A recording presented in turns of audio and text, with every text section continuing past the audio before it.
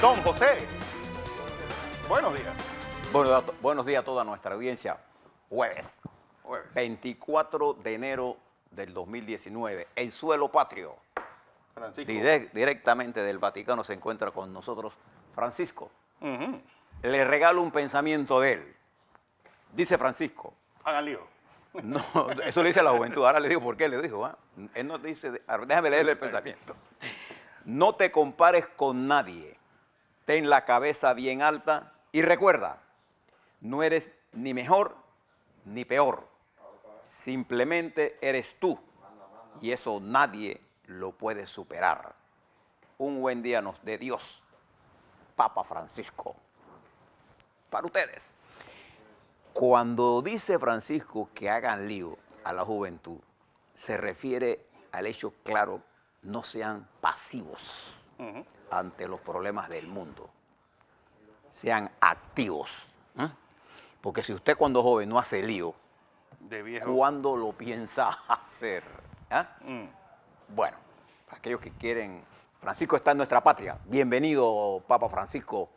Esta es su casa. Oiga, tremendo recibimiento le dio Panamá. yo creo que hermoso. Hermoso. Un espectáculo hermoso. Y tuvo cobertura mundial. Hubo otras noticias en el mundo. A pesar de Venezuela. Sí, pero hay noticias en el mundo. A pesar de Venezuela, si usted se pone en los Estados Unidos, la principal noticia ni era Venezuela ni era el Papa. Era la crisis que hay entre la señora Pelosi y Trump. Pero cuando usted ve en Francia, Estados Unidos, una noticia en el conjunto de la primera plana, usted se da cuenta. Y Francisco en Panamá es una noticia de primera plana. Lo de Venezuela es una noticia de primera plana. De eso vamos a hablar de inmediato. Pero yo quisiera, antes que nada, oiga, fíjese, el Papa Francisco recibió regalos en el aeropuerto, en el avión. Lupe, nuestra compañera, le regaló un collar. Una Shakira. Una Shakira. Y una cruz de madera. De la diseñada por Ricardo Francolini. De la diseñada por Ricardo Francolini. El Papa la recibió. Jenny Anensen le regaló un rosario de tagua. Y Isaías Cedeño le regaló, fíjese que os datos más bonito, un tejido hecho por su abuela. Y una pulsera por una chorrera. No sé qué le regaló Edwin, le voy a preguntar, pero esos son los regalos. Creo, sin duda alguna, que nuestra compañera Guadalupe ha hecho un tremendo trabajo. Oye, cuando el Papa le dice, yo soy Guadalupe Castillero, María Guadalupe Castillero, y soy de Panamá. ¿Tú viste lo que le contestó el Papa? Ya con eso con ese nombre ya tiene suficiente. Veamos qué pasó en el avión en ese encuentro entre Lupe y Francisco. Vamos. Sé que no hay mucho tiempo, pero tengo unos consejos especiales que me han enviado 2 miembros de mi país. Estos son los que impresionaron unos presos para una fundación que recoge fondos. Le pusieron su rostro y el mapa de Panamá y el logo de la misma organización.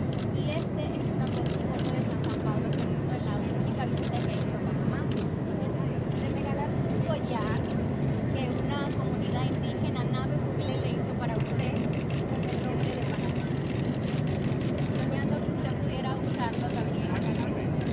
Así es que es un placer entregarle estos consejos que lo podemos guardar aquí. Sí, puede poner un día con la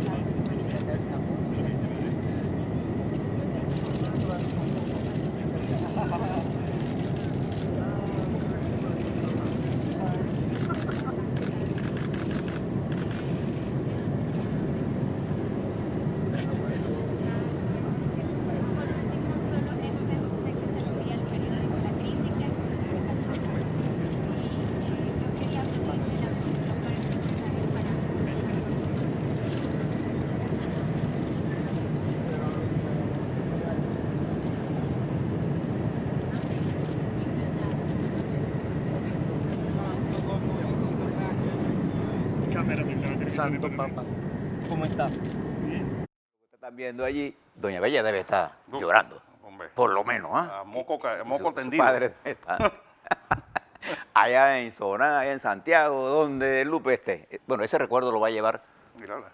para toda su vida. Mira qué foto más hermosa. Bueno, un saludo a nuestra compañera Guadalupe Castillero. Vamos al plano internacional. Fernando. A ver. Ayer, como usted lo decía, día 23, un día especial en Venezuela. Y en Panamá también. Ahora le hablo sobre Panamá. Pero en Venezuela, un día 23, ¿se acuerda de ese? Del derrocamiento de Marcos Pérez Jiménez. Pérez Jiménez y Fabricio Ojeda, todo lo que hizo Venezuela por sacarse un dictador. Bien, ayer ocurrió una serie de hechos que me permiten decirle a ustedes lo siguiente. Hay un nuevo escenario político, hay un nuevo juego en la vida de Venezuela a partir de ayer. Le voy a dar los datos y les voy a dar mi análisis. Observe las siguientes cosas.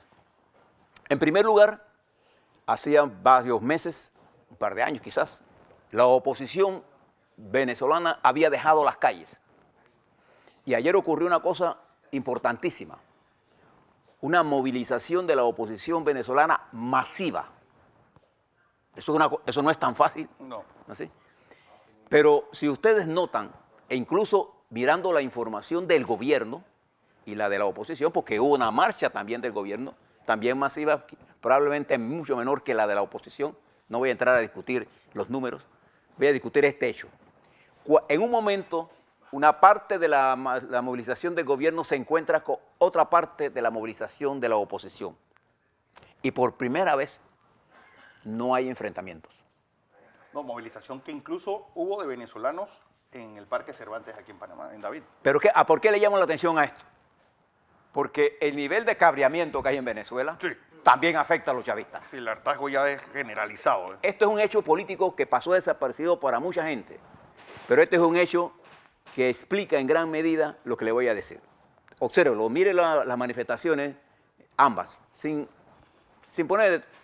Es la primera vez que pasan miles de personas de un bando y de otro y se tratan con respeto. ¿Eso qué está indicando? Ya llegamos a tope, hermano. Es un primer hecho. El segundo hecho ya trasciende la vida jurídica. Ya el plano de la discusión jurídica de si es constitucional o no es constitucional la decisión del presidente de la Asamblea de autoproclamarse presidente y de gobierno de querer que lo pongan preso, la línea judicial murió. Ya la discusión no estriba en si es o no constitucional. El que lo quiere seguir hablando así, ayer. Ese ya no es el problema. Aquí se plantea otro problema, que es el siguiente. Frente a los hechos, el gobierno de Maduro quedó sorprendido, A, por la movilización masiva de la oposición, B, por el valor personal de este joven Juan Guaidó, que es desconocido para los demás, pero con un valor político de autoproclamarse en medio de una profunda represión, en donde hacer esas cosas le cuesta la vida a cualquiera. Bueno, este joven se lanza y asume una posición que desata una situación internacional sin precedentes en la historia de Venezuela. Porque lo reconocen a él como el presidente provisional. Él invocó artículos de la Constitución, pero el problema político está planteado de la siguiente forma. Mientras esto estaba ocurriendo, en la plaza, ahí en el palacio, en el balcón de Miraflores, el presidente Maduro da un discurso y en la que anuncia la ruptura de relaciones diplomáticas y políticas con los Estados Unidos. Y le abre un periodo de 72 horas para que los diplomáticos norteamericanos se retiren del país. Y aquí viene la primera cosa que les debo plantear. Estas serán las 72 horas más largas de la historia de Venezuela. En primer lugar, fíjese lo que abre este hecho. Si el gobierno de los Estados Unidos, como ya lo ha manifestado por la vía de su secretario general, se niega y le da orden a sus funcionarios que no se muevan, frente a los golpistas, ¿no? Que no se muevan, entonces que Venezuela cayera, quedarían dos opciones.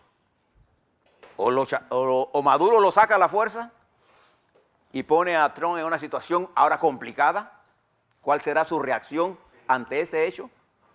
O Maduro no lo saca y entonces la palabra de Maduro como presidente deja de tener peso. Es decir, Maduro como presidente caería en su capacidad de controlar el Estado. Porque no hay la menor duda que hoy Maduro como presidente es un hecho político.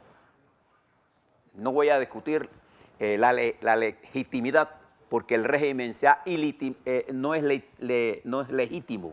Puede ser legal, pero no tiene legitimidad frente a lo que usted está mirando. Entonces, esta situación de estas 72 horas son cruciales. De hecho, hace unas horas, el secretario general de la Organización de Naciones Unidas hace un llamado a la búsqueda del diálogo para la transición y evitar una masacre o un desastre en Venezuela, es lo que él cataloga estas palabras.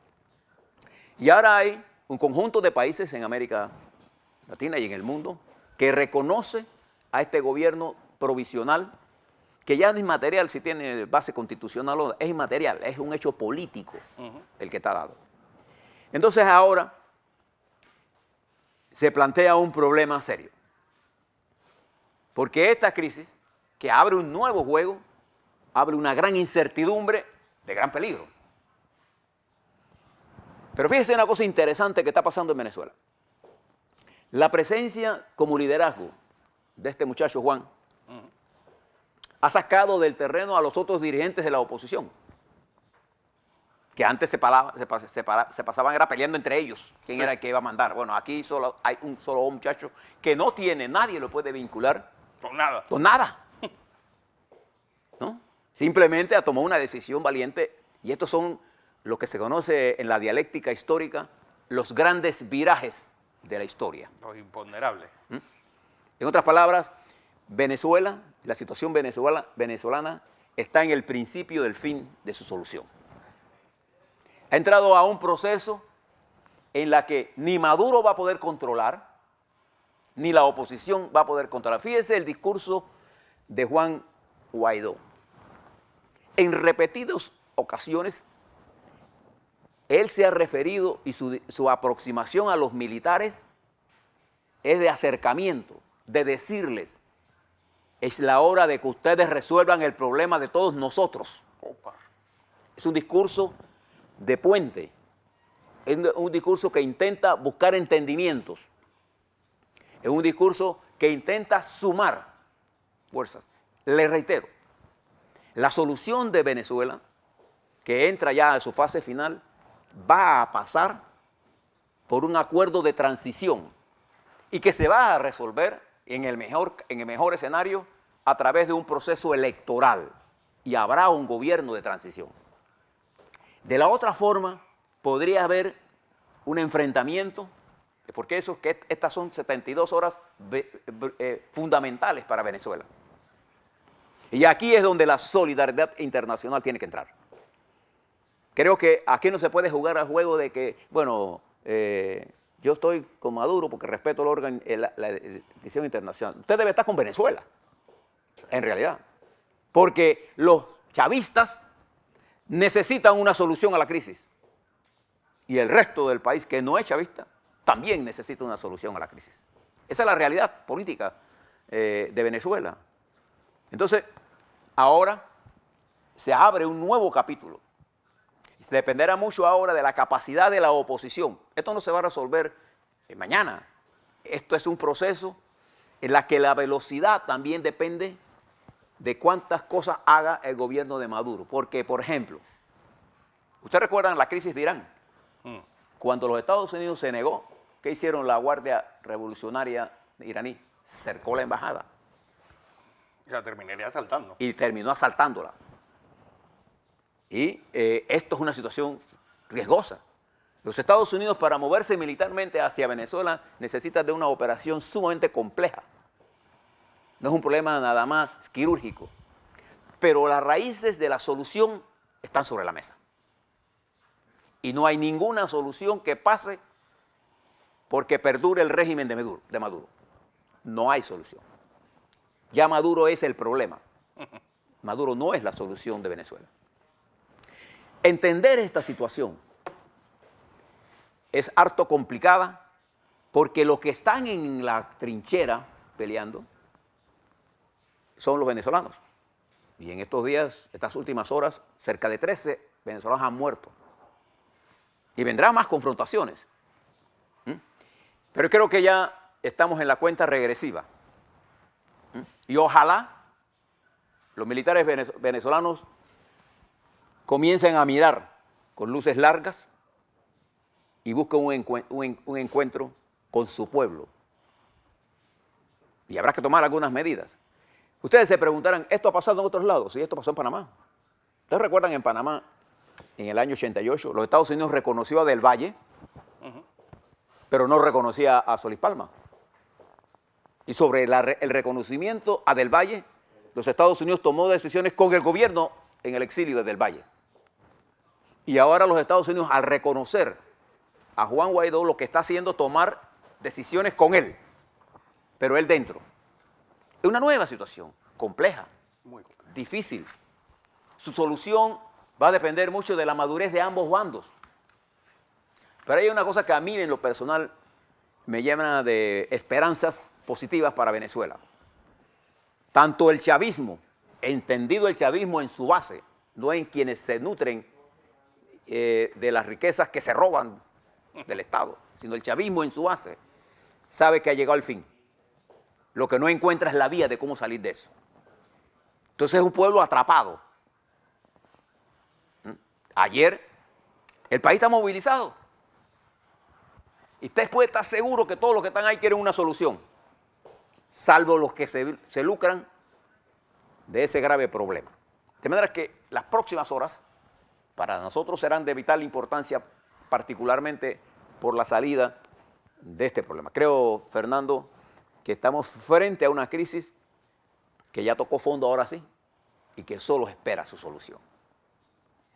Y será ahora capacidad, ojalá la otra oposición venezolana, que no es este joven, que tiene la ventaja de que como no tiene pasado ni esos lazos de Capriles ni de nadie, pueda tener la capacidad de entenderse. Y ojalá lo dejen, porque lo que requiere al final del día, ¿quién nos va a hacer el próximo? ¿Cómo se va a hacer la transición, hombre? Al menor costo posible para venir. Y fíjese, para que usted vea cómo aquí de una vez viene la correlación internacional. De América Latina, ¿cuál ha sido el único país? No, los países que han reconocido y reconocen a Maduro. López Obrador de México. ¿Se acuerdan? Y Bolsonaro de Brasil está en contra. Miren los dos comportamientos que les decía que hay que darle seguimiento. Por el régimen de Maduro está Rusia. China condenó la posición y respalda a Maduro. Erdogan, allá en Turquía. Un conjunto de países africanos con los mismos problemas que Maduro. Cuba, Bolivia, Nicaragua. Pero ahora se mueve el plano a las organizaciones internacionales. Y hoy, preste la atención a esto, el pronunciamiento del secretario general de la ONU, que es una organización supranacional ahora, que no es la OEA. Y de la Unión Europea. Está por la búsqueda de una solución. Entonces ahora lo que tenemos que nosotros cooperar y ayudar a Venezuela a que la solución sea una solución al menor costo social posible para ese hermano país. Reitero, llegamos a la cuenta final. Ahora viene la solución. Créalo. Estamos frente a los grandes virajes de la historia que ayer 23, anótelo en el calendario suyo, un 23, mientras esto ocurría allá en nuestra patria, llegó el mensajero de la paz. Y observe la situación de Venezuela y observe nuestra situación. Nosotros aquí, con decenas de miles de muchachos de todos lados del mundo, incluyendo de Venezuela aquí, con el Papa recibiéndolo en una alegría nacional, y vamos a escuchar al Papa en su discurso hablando de la paz y el hermano pueblo de Venezuela atrapado en una situación de alto nivel de complejidad. Nosotros los panameños vivimos esa crisis en 1989. Noriega no supo salir de esa crisis porque tenía en sus manos la solución y los lineaduras le dejaron. ¿Usted recuerda aquel cuando la BOA tenía en sus manos el Monseñor, el nuncio apostólico, el acuerdo que había negociado con Rómulo? Anteriormente había renunciado al acuerdo que me tocó a mí negociar. El de Cossack. El de Cossack. Tenía ese. El presidente de los Estados Unidos había parado su vuelo, dejó a su secretario de Estado, Schultz, en Washington, esperando el acuerdo para resolver el problema. Los Estados Unidos hizo hasta el último momento para evitar la invasión. Pero aquí en Panamá los lineaduras insistieron en retar a los Estados Unidos. El resultado es la historia conocida. La invasión no fue buena para Panamá. No la pidió ningún panameño. La invasión no es buena para Venezuela. Créalo, porque muere mucha gente. Lo que es bueno para Venezuela es que los militares venezolanos entiendan que llegó la hora de pensar en su pueblo. Bien. Mire lo que está pasando allá. Mire lo que está pasando en los Estados Unidos, que fue la otra cosa que acaparó la historia. En esos grandes virajes de la historia. La señora Pelosi, Nancy Pelosi, que es la speaker de la Cámara, la tercera en línea de sucesión, si le pasa algo al presidente o al vicepresidente, ayer sorprendió a la Casa Blanca cuando le envía una carta desinvitando al presidente de los Estados Unidos. No, al Estado de la Unión. Para que no dé el discurso del Estado de la Unión. Lo desinvitó. Ella puede hacer eso, constitucionalmente lo puede hacer, porque ella lo que invita. Tiene que haber una resolución de la Cámara de Representantes para que el presidente vaya allí. Y cuando ellos recibieron la carta quedaron asombrados y comenzaron a decir que iban a buscar otras avenidas para ver cómo lo daban. Bueno, ayer el presidente, anoche, dijo que no iba a darlo. Ya, punto. Que esperaría. ¿Y qué es la posición de la señora Pelosi? Usted viene aquí, primero tiene que abrir el gobierno. O sea, tiene que resolver el problema del cierre parcial del gobierno federal. Destrancar el gobierno. Y entonces esto pone al presidente Trump en una de las situaciones más complicadas. Y él dice que podrá ser en abril. Mire, esta es la segunda quincena que los 800,000 funcionarios norteamericanos nos cobran. Y fíjese una cosa histórica. Usted había visto colectas en los Estados Unidos para darle comida a los funcionarios federales, a la Guardia Costera, diciendo, ¿qué hacemos? Al FBI. Tienen que salir a pescar en los barcos de la Cosas serias están pasando en los Estados Unidos. Y esto hay que pesarlo cuando uno mira el conjunto de las cosas que pueden pasar en otras partes del mundo. Mientras, y termino con esto. Mire lo que dice la ministra de Relaciones Exteriores de Francia. Le dice a los amigos italianos, nosotros no vamos a hablar tonterías con ustedes. Toma. Refiriéndose a aquellas acusaciones del señor Salvini, ¿se acuerdan? De los nacionalistas. No hablamos tonterías, igual que yo. Hay cosas que yo no discuto. Yo no discuto tonterías porque yo no soy experto en discutir tonterías ni hablar pendejadas. Me ganan por goleada. A mí me ganan por goleada. Ya ni siquiera voy. Si usted quiere hablar en serio, bueno, ahí yo estoy preparado. Mientras la señora Merkel ayer dice que Europa está preparada y debe prepararse para la salida dolorosa de Inglaterra de Europa. Y el vicepresidente de la República Popular China, en Davos, dice que es vital para los Estados Unidos y para la República Popular China un entendimiento. Y fíjese la reacción con respecto a Venezuela, Rusia y China con Venezuela. ¿Quiénes han adquirido los bienes y las riquezas de Venezuela? Usted siempre tenga su propio pensamiento. No estos eslóganes del imperialismo en general. El mundo desarrollado, las transnacionales financieras del mundo controlan la economía del mundo. Y es por eso que hay revoluciones en todos lados y los pueblos están clamando, como aquí en Panamá, participación, democracia. O la hacemos por la buena o nos las hacen por la mala. Hay quienes quieren repartir las riquezas de las que tienen para volvernos pobres a todos, Y hay quienes como yo que piensan que hay que crear más riqueza, pero hacer la distribución más equitativa para que los pobres, los trabajadores y la clase media descansen y que los que tienen mayor ingreso comiencen a pagar más de los impuestos, porque proporcionalmente nosotros los asalariados pagamos más que las grandes corporaciones. Lo último, Barclays, la firma esta de inversiones, fue pillada en Qatar ofreciendo